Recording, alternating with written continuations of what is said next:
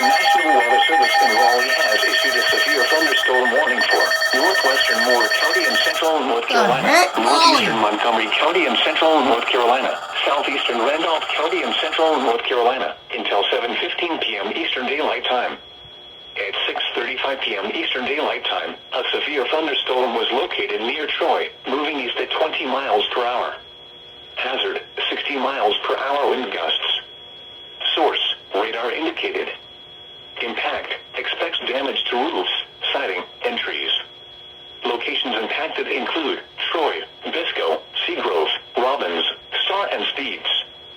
For your protection, move to an interior room on the lowest floor of a building. Straight line winds can blow down trees, power lines, and damage mobile homes and other buildings. Seek shelter in a sturdy structure until the storm has passed.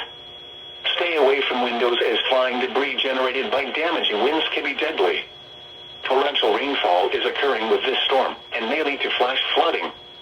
Do not drive your vehicle through flooded roadways. Repeating, a severe thunderstorm warning has been issued until 7:15 p.m. Eastern Daylight Time for the following county: Montgomery, North Carolina.